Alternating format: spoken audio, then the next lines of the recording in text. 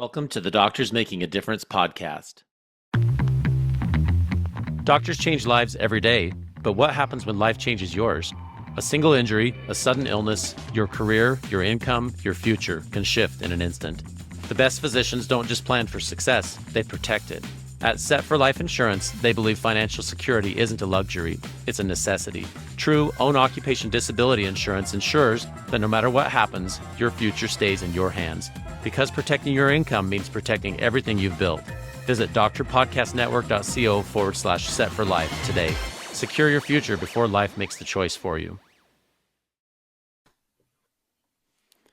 I'd like to introduce Todd Otten, who is here today joining us in the podcast. Todd, would you mind introducing yourself to our audience? Sure. My name's Todd Otten. I'm a husband, father, survivor, family physician, and lately a bit of a troublemaker in a good way, I would say, in the healthcare space. Nice. A self-described troublemaker. Well, and I want to actually we'll explore some of this as we go through this with Todd, but I want to kind of plant this idea in the minds of our listeners. Todd is an interesting guy. Not only has he been a successful physician, he's written a book.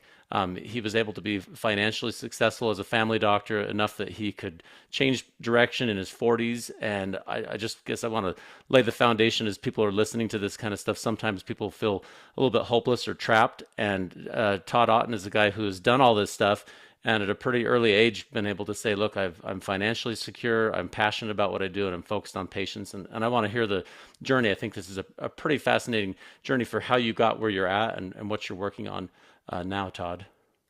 Well, thanks so much. I think there's probably a few things that allowed me to do that. One of them is risk taking, I suppose. I think I was about 9 when I learned how to play poker. And I was like, "Ooh, this isn't all about luck. There's some skill involved with this. I kind of like this idea of the calculated risks, if you will." And then that kind of spurred on this interest in investing really at a young age. I was interested in the stock market and how it worked and numbers and all those kinds of things. And so that allowed me to get into multiple different avenues of investment over the years, whether it was traditional stock market, 401k, what have you. But those really weren't the vehicles that allowed me to have the financial freedom.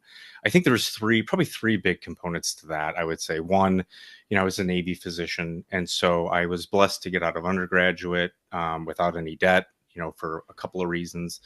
But then medical school was paid for by the government. And so when I didn't have any debt getting out of medical school, which is a huge relief, if you will. But really the two things that really accelerated the ability to save some money and do other things and give back in different ways beyond just seeing patients were real estate. Did relatively well with real estate. And then I done exceedingly well with cryptocurrency and the blockchain. And that was by far the biggest win. When you have an investment that goes up 300x, not 300%, but 300x, I mean, that's a massive return that you're getting back. And then you can deploy that capital in other ways. But by doing that, Peter, and taking those calculated risks, if you will, it allowed me to stand up for myself when I was, frankly, in my opinion, being mistreated in the vein of advocating for others. Like I wasn't even advocating for myself. Granted, I was probably a little passive aggressive at times, like emails to the CEO that say, appears your siloed approach and top down approach isn't working. Wasn't necessarily well received, but it did give me the courage to stand up for myself and stand up for others. And I think maybe the beauty of that, and hopefully I'm not talking too long, is we're out there. There's people who have taken these risks and done these things and are willing to talk about it and have conversations and offer ideas or point you to coaches or whatever. I'm not suggesting everybody go through burnout like I did. And I'm not suggesting everybody to tell their boss to take their job and shove it and resign the next morning per se. But you can, and you can come out on the other side and be okay. Having lived through that. Oh yeah, no. So let's back up and kind of tell the tale here a little bit. Sorry, Todd, that's okay. So Todd wrote a book. I've got a copy of it here. It's called The Ripple of Change, and I read through it. It's quite an interesting book, and that I guess I want to hear going back some of the stuff you describe in the book, but talk a little bit about your journey to becoming a physician and some of the unmet needs that you found and what led to burnout and eventually what led to this book, because I think that informs this whole discussion of what makes you tick. And this podcast is called Doctors Making a Difference, and obviously you're very committed to doing that, and I'd like to hear more about that journey, kind of from young Todd to Dr. Otten and then to today. You know, oh wow, it interesting, Peter. I've got another project I'm in the works on, and it's helped me understand during my formative years some of those things that occurred that led me to wanting to give back to others and wanting to help others, and really probably looking for somewhat of perpetual external validation, if you will. There were some traumatic things that occurred in my youth, and we won't get into that, that kind of led me to wanting to achieve at the highest levels. And obviously, being a physician is a significant achievement, right? And so, very early on, I loved science, I loved interacting with people, but I think it was some of those traumatic experiences that were subconsciously driving me to maybe one of the highest professions in the land, if you will. And the second interesting part of that, so you get it, you go through college, you go through medical school, all those things. And then when I trained, probably around the same time as you, it looks like I've got some, few more gray hairs to show for All it. mine just fell out. So yeah, right. So, anyways, see, there's a calculated risk in making that comment, but I thought we'd Yeah, be yeah, okay with right, it. right. So, in medical school, we were taught to just really stuff everything in a box. And I don't know about you, but I really was never taught what to do with that box. It was just keep stuffing it in there and keep stuffing it in there, and that's all well and good. And I think it's important that you're able to put your feelings aside and really focus on the person in front of you when the time requires it, right? We don't want to be doing a C-section and our mind is off in la la land. We want to be focused at the task at hand. But if something goes wrong and there's a traumatic event or there's some trauma in your life, you have to have time and the place and the resources to come back to that, to process that. And honestly, I never did that. From being in medical school in my early 20s to even just in the last year and a half, I never processed any of it. I just kept shoving stuff in a box. And then in 2019, again, more in the box, more in the box, more in the box. And all these little warning signs of burnout were happening. Struggling. My empathy was going down. I didn't want to see patients as much. I was short tempered. My family wasn't getting the best out of me. I remember staring out the same window I'm looking out right now, Peter, in tears, hating my job, hating it. I hated it. And I had always loved seeing patients. And even now, it chokes me up a little Hmm. bit to think about that moment. How do we go from somebody who wants to give and give and give to the point where they're so fed up, they're ready to quit? Hmm. And that's where I was in 2019. And then the straw that broke the camel's back, if you will, I had some pay withheld because I had two charts that were open. And I was like, that's it. This is insane. I was ready to quit. My CEO gave me some time off. I took it. But when I came back, I was not the same. I was not the same young, confident physician that I was before. I was broken to a large degree. And it really took probably a good 2 years to recover from that. And that's when the writing process started. And it was a bit of catharsis for me as a start. I wrote a poem called Medicine is a World of Gray, kind of a dark look at primary care, if you will. And then I wrote a poem called, or not a poem, but a chapter called Anatomy of Burnout. And in that chapter, I really describe, so when a physician is struggling and burning out, how does it affect not just them, but their family, their friends, their colleagues, and least of which that huge circle of patients they're caring for? I mean, it is negatively impacting thousands of people when that is going on. And you talk about quality effects, you talk about costs, all these other things. Um, so from there, the book took a very amazing turn, in my opinion, when my co-author got involved, Joshua Judy. He had been one of my patients for a long time, and he had been struggling, and I was running out of ideas for him to really get him out of the deep place that he was. And I told him about the project, and I suggested he write something. Literally, my prescription that day, Peter, was 2 words: just write. And he did, and it was amazing. And we had a meeting, and then the magic kind of happened from there. So Oh, it's pretty neat. Well, and I think what you're describing is relatable to, I would say, virtually 100% of physicians. People have spent years and years of their life with this idea in mind that if I finish this training, I'll be an attending physician. I'll be able to make a difference. I'll be able to call the shots. And then sometimes you get into the reality of it. And especially if you work for a corporation or for a hospital or for somebody, you may realize that you don't have all that level of control. And then sometimes people feel just this, I don't know, moral injury, burnout situation developing. And I've noticed it myself. Like especially when I'm very tired, if I haven't had a sleep for a long time, or if somebody's uh, making it so I lose my autonomy, you start to just feel frustrated and empty and depersonalized and all those things that kind of come with burnout. And it's becoming increasingly recognized. But I would venture to say that by the time a physician is in his or her 40s, I'll bet almost everybody has experienced burnout at some point during their career. It's a very common, unfortunately, very common condition in our field. I agree with you 100% actually. And I think we're starting to see about it and talk about it a lot more, but I think that speaks to the systemic sickness that we live in our healthcare system. I mean, there are problems top to bottom, in our for-profit fee-for-service world that need to be unwound, and it's not going to happen quickly, right? There's a lot of work to do around this. I think the good news is there's hope. There's many amazing organizations out there that are working on these things. I'm impartial to Medicine Forward because I'm quote unquote the lead catalyst. So I'm standing up, showing everybody my shirt. I'm taking my Medicine, shameless plug. medicine forward. There you go. Medicine Forward. And actually, you know what? The mission statement is catalyzing positive change so patient physician relationships can flourish. So we're not looking to take over every project. We are looking to be an accelerant to a lot of the other amazing things that are going on out there in this country. But yeah, we've got this huge component of learned helplessness where people feel like I'm one person. What can I do? What really difference can I make in this mess that we live in, right? And I would make the counterpoint that you're not alone.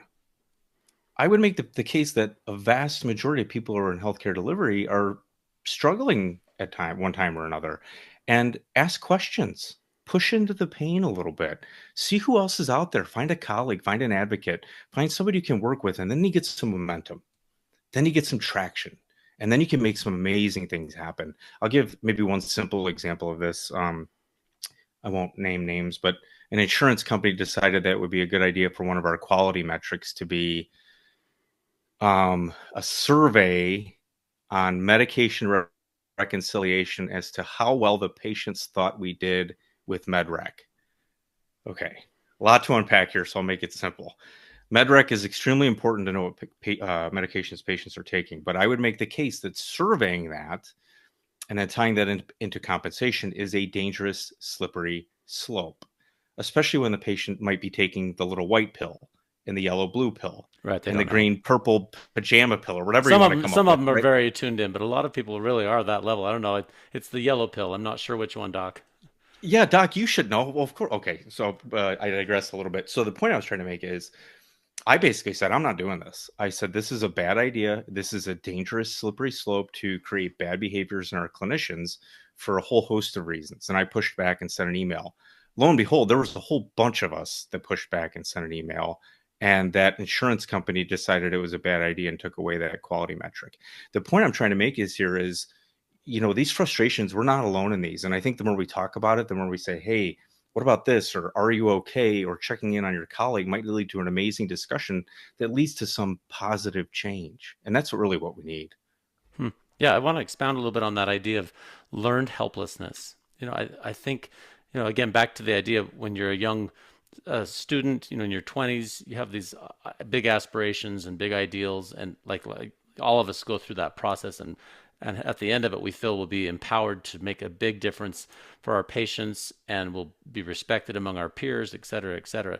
A lot of that does happen, but as you pointed out, people sometimes learn that they learn to feel helpless. I can't control it because the administration says yada yada. I can't control it because insurance company X says I have to do this, or some other outside factor makes it so that you can't make the difference in the life of the person who's sitting in front of you.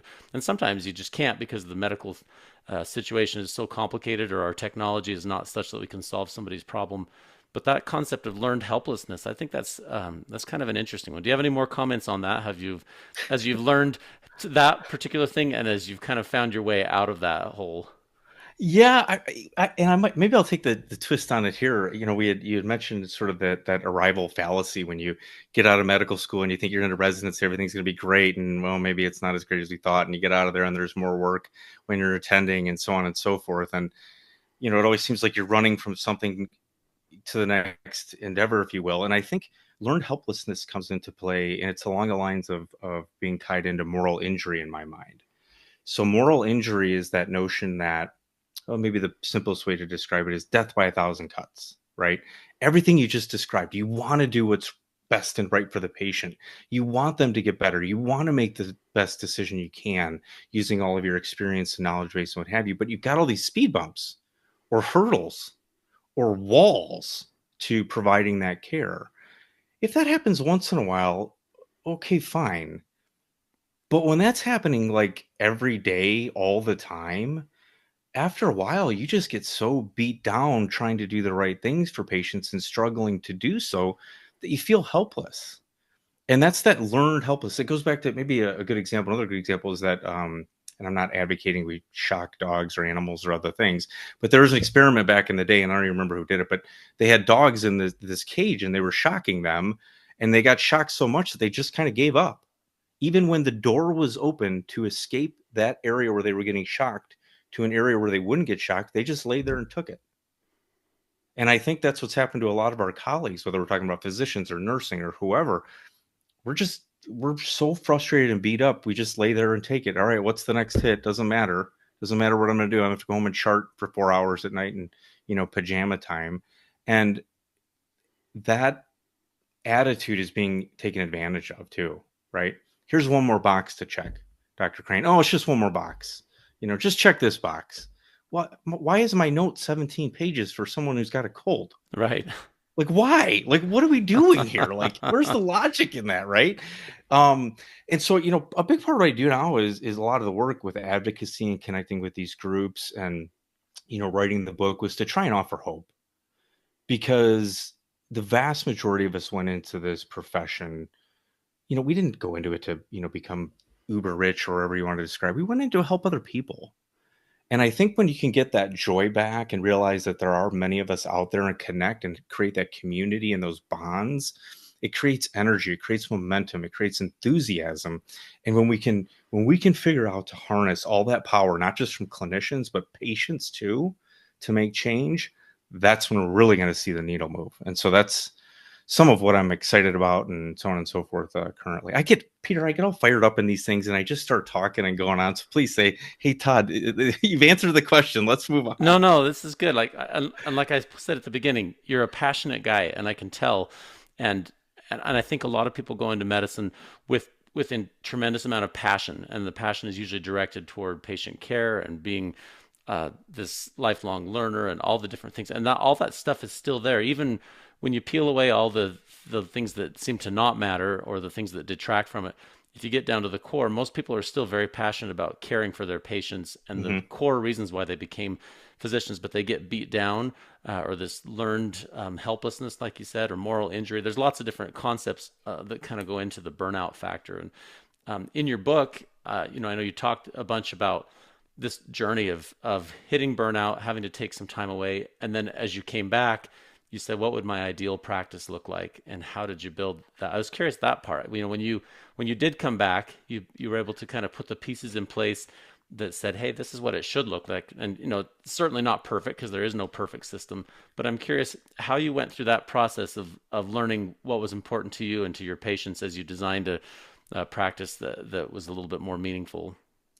Wow, for those of you seeing this, you could probably see me just light up when I even think about that time of seeing patients. It was magical, and I think there was an underlying theme to that, which if you read Ripple of Change, you'll see. I talk about the quadruple aim, and I'll definitely get back to describing the office because I have just great memories of that. But the quadruple aim, or in the book we call it our quadruple aim: patient experience, quality care, lower cost, provider wellness. You might not like the word provider, pick a different one. Doesn't matter to me. Wellness is the key.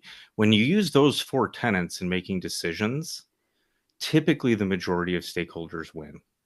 And patients are happy, clinicians are happy, revenues coming in, outcomes are good. I've seen it work at the clinic level, the hospital level, the ACO level. I'd love to see it at more of a national level, using that framework, if you will, to make decisions. So when I came back from burnout, I'm like, I am not doing that again. I am not going through burnout again. I don't care what it takes. We're going to have fun in the office. We're going to do the best job we can. And if there are decisions, hard decisions that need to be made to stand up for myself and my nurse practitioners or my staff, I'm going to do it. And I'm going to take a bit of a risk, for myself to do so. So, doing that, we interviewed a bunch of brand new nurse practitioners right out of school because I didn't want any bad habits coming in, and the administration thought I was nuts, wanting 3 brand new grads. And I'm like, bring it on, I'll do it. I want to teach. I like an open door policy. I want them to learn. I want them to be good clinicians. And there were some bumps in the road because it's tough when you're right out of school. There's some tears at times, probably, but Yeah. in the end, it was magic. We had 6 exam rooms for 4 clinicians. So instant bottleneck, right? In a busy clinic, but we made it work. There were times when in my flea market of an office, if you will, with Lego figures and Spider-Man pillows and all this other stuff adorning the area, we would have 2 nurse practitioners sitting in the chair, me sitting in my chair, and the third one sitting on the floor, Indian style, because they wanted to be part of the conversation reviewing cases. That's the kind of culture we had. We didn't lose anybody at that office, or rarely. Retention was through the roof. We were busting at seams with patients, and it was good. It was profitable. It's how medicine is supposed to be done. And in the book, I called it the office utopia because in my mind, it was for the most part a utopia. I loved being at work. The days would fly by, and not only that, but my charting was done when I walked out the door. And there were some reasons for that. I won't get into the weeds. But in the world that is fee for service, it's never enough. We want you open. We were open in the evening, Monday through Thursday, and we would have a little bit of time on Friday for one of the clinicians to cover the office, do refills, answer messages, and everybody else would be able to catch up on their paperwork and stuff. And that protected time was massive for the staff. It was a trade-off for the evening hours or whatever, but there was this push that we had to see patients till 5 p.m. on Friday. And I'm like, I'm not doing it. I'm not going to do it. Like, I've been here for 13 years. I've done everything under the sun. This office is working despite the limitations you put on us. We've had 0 turnover and you're still pushing for more. And I pushed back. And we never did open on Friday afternoon. That went on for probably about a year and a half. And there was tensions that were developing because I basically was creating a bit of a bubble around the office with the higher level executives or C-suites that were coming down with all these initiatives that they thought were a great idea, but ultimately were going to be, in my opinion, less than ideal for the staff and for patient care. It came to a tipping point in August of 2022 when a CEO and a VP came in and said, "Hey, we got a great idea. We can save money on rent. We're going to move your clinic back to the town you got burned out." And Back I'm to the like, same place where you had experienced all your yeah, previous career and the burnout and all the same building, frustrations. Same same building, in building. fact. Goodness. Yeah. So tell me what kind of trauma I would have walking in the door every day going back to that place, right? I go home. I told my wife, she started crying. I literally resigned the next morning. And I'm not suggesting that everybody resign and just walk away like that. I think there's lots of other ways to do it where you could get a coach, you could develop a plan. I was in a financial position to do so and to really draw a line in the sand. And I think it made a very powerful statement, if you will. But I think it also speaks to all that work, all that effort to make something magical can be blown up in a heartbeat with dollars driving the decision.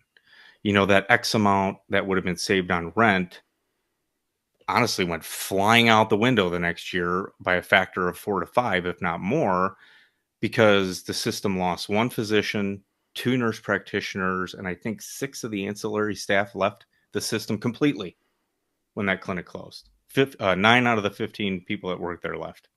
Yeah, it's frustrating. I shared with you before we hit record. Um, I just I've observed, and maybe you've probably heard the phrase before.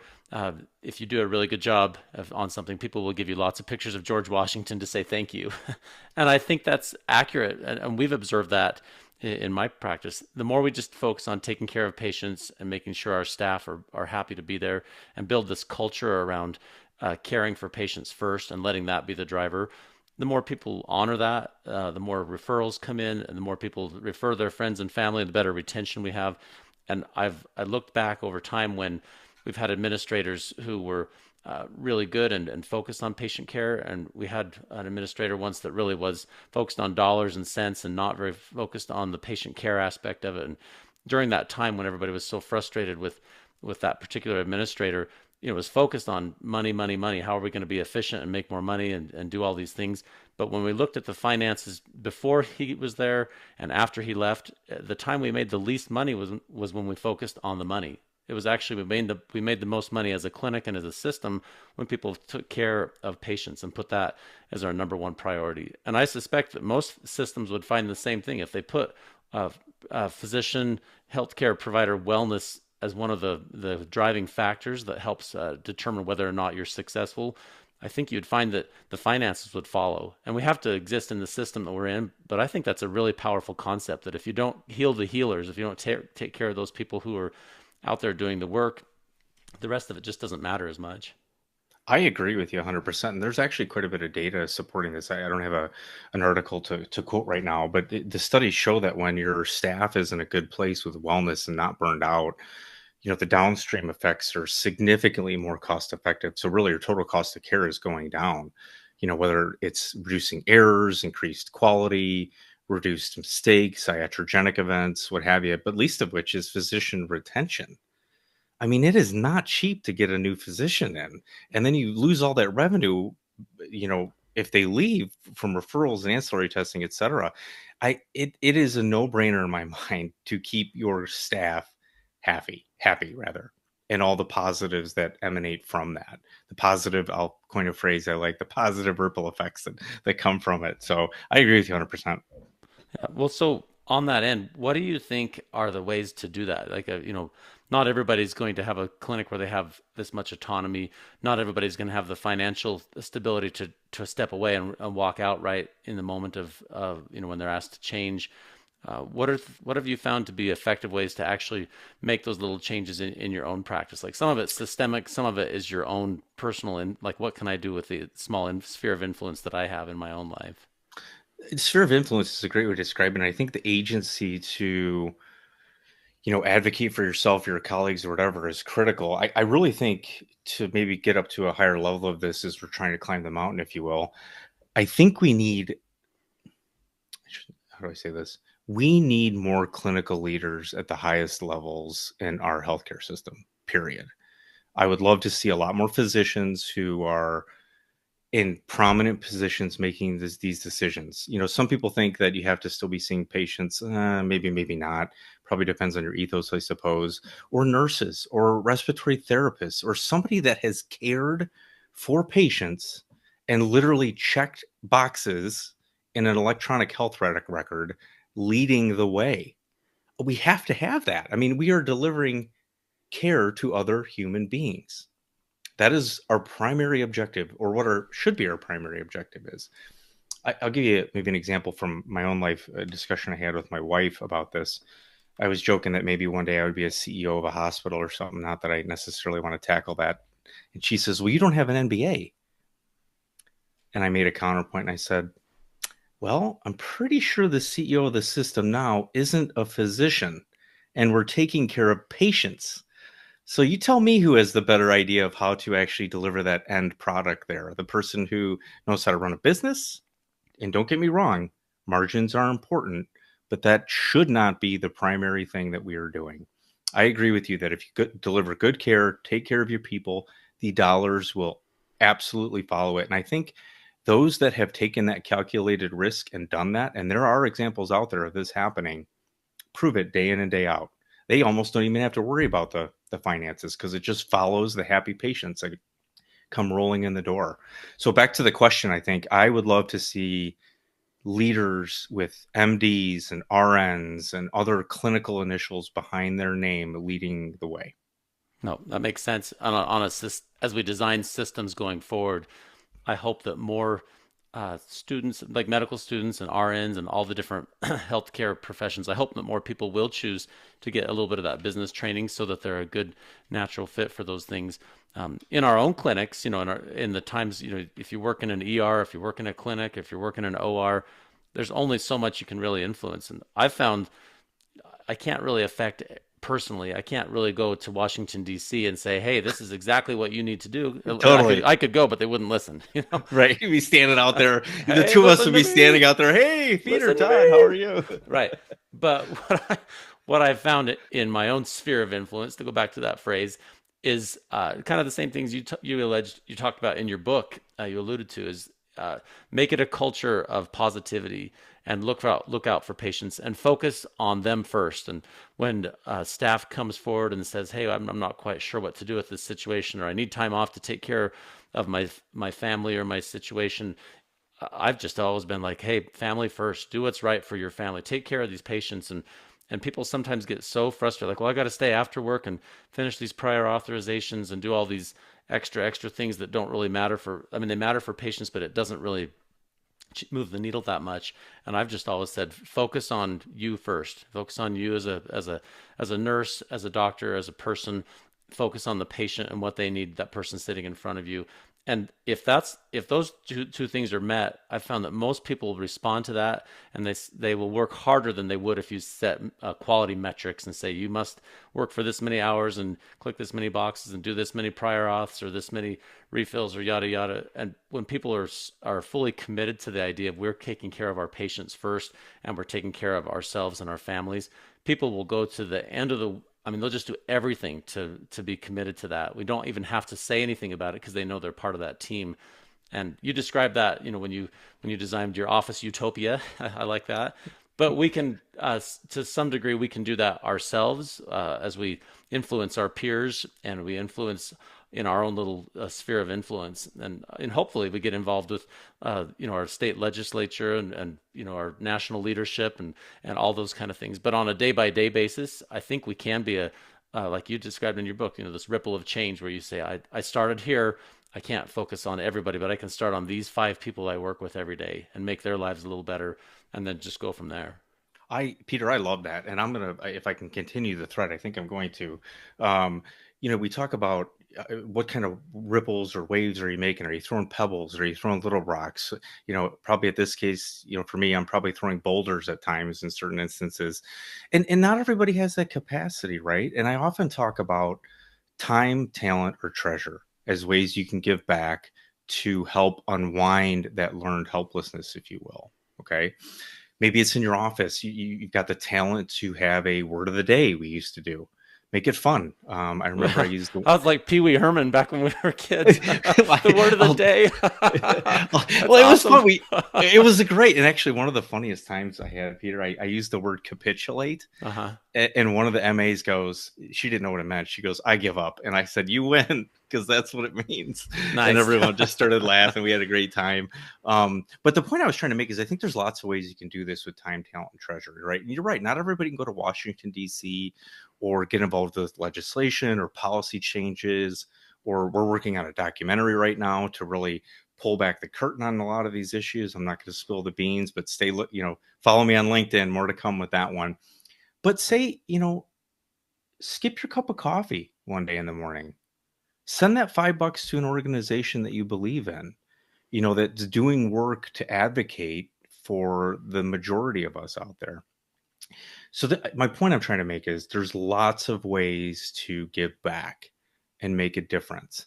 Imagine if 300 million people skipped their cup of coffee in the morning and donated to one organization. What is that? 1.5 billion? Is that right? A lot. 1.5 billion dollars would be in the kitty for whatever org that would be to lobby for positive change for the majority of us. That's the power of synergy and additiveness, adding things together and all these other things that I'm talking about. So yeah, and reach out. Maybe you need mentoring. Connect with Medicine Forward. There's all kinds of wonderful groups out there. Kern National Network, the Lorna Breen Foundation. The list goes on and on and on of amazing organizations that might be in your wheelhouse, what you like to do. Maybe you do like policy stuff. Go to Doctors for America. big organization that was founded by our prior Surgeon General, Vivek Murthy. So yeah, lots of cool things. And reach out to me on LinkedIn. I'm very good at pointing people in directions. So Yeah. just I'd be Well, happy to chat with you. another one I've found is our local state like family medicine board of director. Like that's been a really useful tool. So every state has an academy of, your state academy of family physicians or your state academy of whatever specialty you're at. And that's another positive group. They can't change everything, but I've found that when you speak as a united voice and say, hey, these policy things are actually not driving the outcomes you're looking for, but here's something that would. That united voice has been that's something that's reachable, attainable for everybody. And then, like you say, there's a bunch of national organizations that are seeking for change, and so there are ways to get involved that don't require you to quit your job and change everything, but just a little bit of time to move forward. Yes, please don't misconstrue what I'm saying, that I want everybody to quit their job and do what I'm doing. And I'm not advocating for that at all. I think you make a good point, though, Peter. What I'm seeing though with these groups, and I think a lot of them are starting to realize this, is all these organizations have wonderful identities and things they want to work on, right? But there is power in that collaboration. If we can find certain topics, say reducing physician suicide, for goodness sakes, and get these organizations to work together and hold hands and come up with projects to educate the American people at large. Wow. Wow. Is there some power in that kind of thing? So, No, it's I guess the biggest message of all is just don't feel stuck. Oops. Don't feel stuck, because if you get where you're stuck and you don't feel like there's a way forward, that's when burnout happens. At least in my experience, if I feel like there's no hope, I can't fix it, I'm powerless, I have somebody who doesn't know what they're doing telling me what to do, I don't have enough sleep, I don't feel like I can change it, that lack of power and the ability to inability to change things is really a big driver for burnout. And then when you couple it with not getting enough sleep and doing your very very best and being rewarded with nothing, or you can't really make the change you want to make, people feel so frustrated. And so all these things you're talking about are specific things that every one of us could go out and do today. Say I can join an organization that's advocating for physician wellness. I can be a part of my board of my specialty within my state. I can make a change to the nurse or the receptionist or other people I work with. Like those little things are like kind of like all the stuff you talked about in your book. That is the ripple of change, and I like that title because it enables you to make a fairly small contribution, and it can have a ripple effect that affects lots of people. I'll tell you another story. I guess I'm full of stories today, Peter. I like the stories. They're good. So Joshua, my co-author, and I, as we were going through the process of writing the book, I was, for whatever reason, stuck on our quadruple aim, which I think is a wonderful framework, right? But had that been the title, I don't think that would have landed with as many people. And to Joshua and his wife Megan's credit, they kept kind of putting up the obstacle, like, Todd, that's not the right title. Like, let's keep thinking this through. It's going to hit us, and it's going to hit us. And then one day it did, the ripple of change. And the funny part of it, Peter, neither Joshua nor I can remember who came up with the title. Oh, interesting. And I think there's some beauty and some magic in that in and of itself. Like just that relationship between the two of us and the positive effect we had on one another. I think just it just felt right when that came up. It was like, oh, that's it. That was the eureka moment. Like, this is the title. And it's kind of become the identity too of the project, if you will. Like, you don't have to do everything. You can just do one little thing to make your sphere of influence better. And when your sphere of influence is better, the people next to you are like, well, I want that too. I want what they're doing over there. How do I do that? What do I do? Maybe you have a rainbow unicorn above your desk when you come back from vacation. Nice. So all these little things can make a huge, huge difference. Well, I tell patients all the time when we're talking about their health care or something that they're going to pursue for trying to get better from some illness or problem. I always say, I've got all these studies, but nobody ever studied you. And your particular situation is unique. Nobody ever Love studied that. you. And and I think it's the same for physicians. Nobody else is you. Nobody else sits in this chair in front of that patient in that location in that day, and you get to be you. They didn't hire Dr. X, they hired you. And you're hired for that position, you're hired in that place, or you've started your own business, you are uniquely you, and you can draw from the experience of others, published in studies or through your lived experience. But ultimately, what informs that decision is you. You are uniquely your own personal self, and your ability to help care for the person in front of you is not going to be replicated exactly by anybody else. And so, if you are able to give of yourself in that moment, the person chose to come to you as a physician, or maybe you're in the ER and they found themselves in front of you, even if they didn't know who was going to be on the emergency room or something like that. But you can be there 100% for that person, and in that moment, at that time, you have all the influence in that particular situation of what happens. And I found that to be empowering for myself to say, okay, I can't fix everything outside, but for this person at this moment right here, everything else doesn't matter. We're going to focus on what works for this person's scenario and for this person's situation. And I've found that to be empowering, like I say, for me as a physician, and patients seem to resonate with that idea that, okay, it's about me at this time, a plan that works for my particular situation. And I would submit that that could probably be replicated across almost every specialty of medicine as you devise unique plans for our different patients and the different scenarios we come across. Peter, I totally agree with you, and I'd like to maybe add to it even, you know, if that isn't working and you're struggling, just as a reminder, you're unique, you are important, you have power, you have agency, you are loved, and there are people out there that want to help. Mm-hmm. It breaks my heart. I talk about physician suicide a lot, but I don't think people are aware that we lose a doctor a day in this country on average to suicide. That is appalling to me. So if you're listening to this and you are struggling, please reach out to a colleague. Reach out to me, reach out to Peter. We'll point you. We might not have the answers, but we will try and help you as best we can and point you in the right direction. So I just felt like it was important to say that. I don't know why. No, I want to Um, reflect. I want to bounce off that too, Todd. Like, I think everybody can reflect, can think back to a day where you stared out the window and cried. It doesn't even matter if you're a big tough guy or if you're a person that cries all the time. I'll bet everybody can point to a time when they say, I felt overwhelmed, I didn't know what to do, and I felt useless and undervalued, and I just, I'm not even sure what my next step could even be. But I want to echo what Todd just said. Like, you matter, and what you do matters, and the person who comes to you as a physician and places their trust in you for those few minutes, that interaction mattered to them so much. I've talked on this podcast a bunch about my own health struggles, and I just can't even express the degree of gratitude I felt for those physicians, and I still feel for the physicians and the other healers who have helped me. And it's not just something to say. Like, I just went through that, and I just remember feeling this powerful feelings of gratitude and saying, these are people who have dedicated thousands and thousands of hours so that they could be ready to care for me at this time when I need them. And I think our patients continue to feel that when we give that same level of care to them. And we need to make sure we heal the healers and take time for ourselves and make sure that we come with our glass full and our ability to care for patients ready and able to go. But at the same time, we need to recognize how much that really means to the person who's sitting in front of you. 100%. There's so much we could talk about. I think the thing that lands with me is, healthcare delivery is about taking care of other human beings. That sacred moment, that sacred bond that occurs between a physician and a patient. It's a beautiful, magical thing, and healing can come from just words.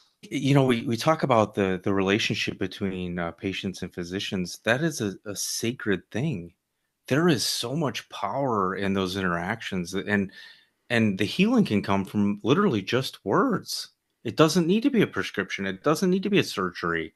I think back to when I was talking with Joshua when he was struggling, and frankly, we had tried just about everything under the sun. I told him, Joshua, I believe you're going to get better, but you have to believe it too. And that was a turning point for him from a deep, dark place that he said, you know what, I've got to try some different things. And it was a long climb out of where he was, but it definitely improved. And I'm not saying everything is going to be fixed just with words, but I think it speaks to the power that exists in medicine. We are taking care of other human beings, and that needs to be forefront. Yeah. It cannot be the almighty dollar. Yeah, I just want to underline, double exclamation point, highlight that. Like that is what has to be. That's why we became doctors. It's why we're still doctors. And if healthcare systems design around that idea that it's patient first and care first, the dollars will come. They'll be okay. We have to make sure we don't drive ourselves into financial ruin. But if our healthcare system is all about profit and the mighty dollar, we we lose track of what makes doctors doctors and patients patients. And I love what you talked about. That's such an important thing. Thanks, Peter. Thank you so much. Yeah, I got to push on you just a little bit on the Uh-oh. financial part of this, just a little bit. I think this is pretty cool, Todd. That, like I said at the beginning, you have set up your financial house such that when it came time that there was something that was going to lead you back down that road of burnout, you were able to say, "Okay, I'm done, and I'm switching gears to do something that is different. Still taking care of patients, still advocating for better lives of physicians, but you left that clinic, and you couldn't have done that had your if you were just in debt up to your eyeballs and your financial game hadn't been played well. I don't know that I would advocate for everybody to invest in Bitcoin because if you invest 100% of your stuff in Bitcoin and it crashes, that's a little bit hard. But I wanted to hear a little bit how did you do that, and how did your loved ones react to to that? Because it worked out awesome, but it's also one of those kind of high risk things. So, well, that's interesting. I think, interestingly enough, it wasn't actually, although I do own Bitcoin and Ethereum and a whole host of other cryptocurrencies, Right, if you will. The company, and not trying to, it was called Telcoin, and it was a much lower market cap. And so when things start to become successful and they take off, it's not percentage yields. It starts to become the factor yield, like X yields, that sort of right, that S curve going up. What I would suggest individuals is, there are a lot of amazing opportunities out there. Change happens, whether we want it to or not. And the biggest opportunities are often related to things that are going to change our world. Blockchain technology is one of those things. For those of you that don't understand what blockchain technology is, I probably won't do it as much justice as I would like to, but it's a decentralized distributed ledger based on math, a permanent record of whatever you put in that particular block. It is absolutely brilliant. And ultimately, we're going to see all kinds of utility for it, whether it's in the financial world. There are countries out there that are using blockchain technology to put medical records on them. So you have a permanent medical record. So we're not faxing things to everybody under the sun. Imagine getting rid of fax machines in your clinic or your ER or whatever, right? So but I think what people understand is they think it's sort of this Ponzi scheme of, growing money on trees, or another era of the tulip rave or whatever that was, hundreds of years ago, the tulip, where people were buying tulips for ridiculous amounts of money. The reality is there is real substance behind what's going on here. And I think if you do your due diligence, there are companies and products and tokens that aren't going away. Like, Bitcoin is not going away. Bitcoin is a store of value. There is a finite limit to it, and people are understanding the value of it, why you've seen this appreciation over time. And now that countries are adopting it and talking about it, using it as a store of value for other institutions, et cetera, that's not going away. And there's example after example after example of cryptocurrencies that are going to be here. But that's not how people see it. They see it as, pictures of frogs, or they think of FTX and the collapse and all these other bad things that happen. If you look back at like companies like Apple, and I'm going off memory here, when Apple came out and peaked its first cycle, it dropped, I think, like 80-90% after that. When you believe in a company and you see a drop like that and you're thinking long term, what I tell with my investment buddies, and we talk about this all the time, and I guess maybe because I'm a doctor, when there's blood in the streets, that's when you should be looking for those opportunities and buying. So, learn more about it. Dig into it, ask questions, reach out to me. I'll point you in certain directions and tell you what I think is interesting or not. But those are the opportunities that, if you have the intestinal fortitude to not freak out if something's going down 20-30%, and to then be buying more at that point, if you believe in the product, when it goes the other way, your return is massive.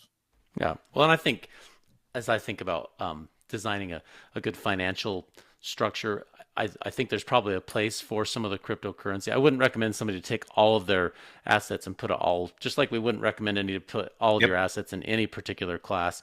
But it is a good idea, especially in those early stages of the career, to try to invest wisely and carefully so that when the time comes that you experience the need to change your career, you can do so without too much change. And I, whether it be the strategy you described or others, I think the biggest message is for people to save. Keep on saving, keep on investing, putting things aside, and you can use the tool. You can use the stock market, you can use Bitcoin, you can use real estate.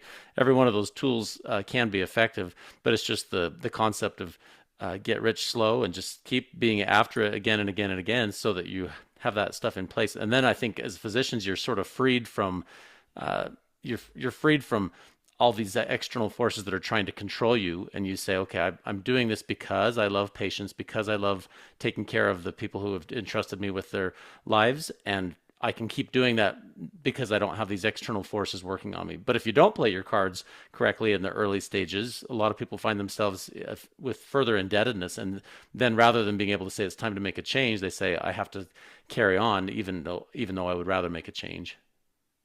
Agreed. And I think, some not overspending, fiscal responsibility, especially early on in your career, saving up that nest egg.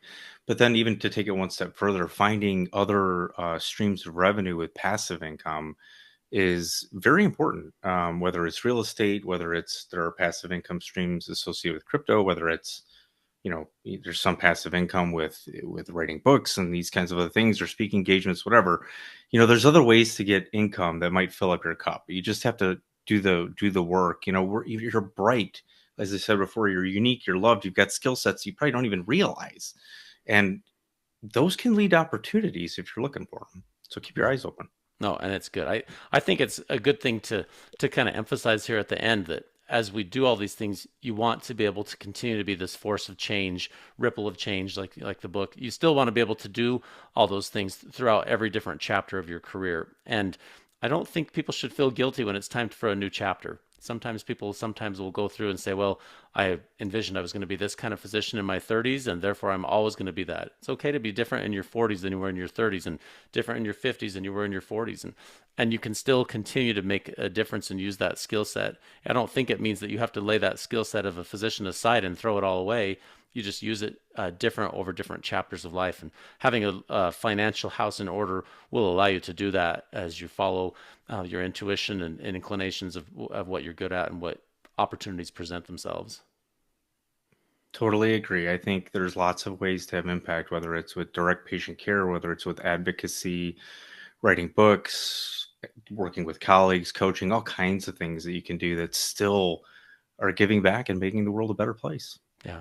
Todd, this has been perfect. I really appreciate you taking the time to do this. I feel like I've learned a lot, and I think our guests will enjoy that. Will listen to this and be motivated to make changes. And hopefully, if you want to read the book Ripple of Change, I encourage you to go read it. I read it, and I thought it was a fascinating read from someone's real lived experience by Dr. Todd Otten. And Todd, do you have any other thoughts or questions or advice to leave with our audience today?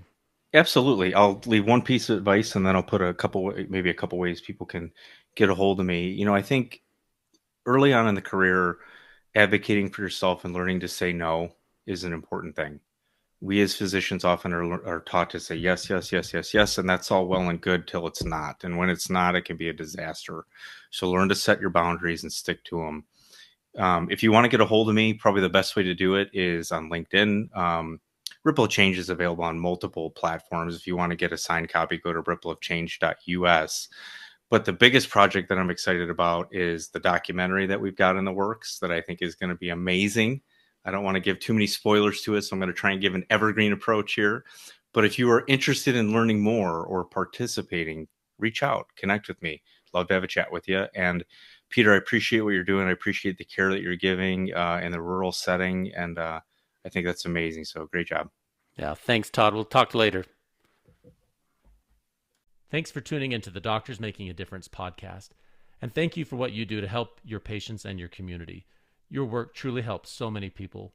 We produce this content to help you have the tools you need to stay in medicine and to highlight the amazing work being done by physicians around the world. Please note that while I am a physician, and many of the guests on this program are also physicians or other professionals, the discussions on this podcast do not represent my employer or any professional organizations to which I belong. This podcast is for your information and entertainment only, and should not be taken as professional advice.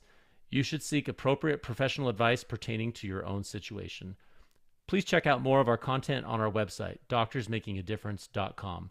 Also, please follow, like, or subscribe on your podcast player or YouTube channel and give us a 5-star rating. It really helps to spread the message.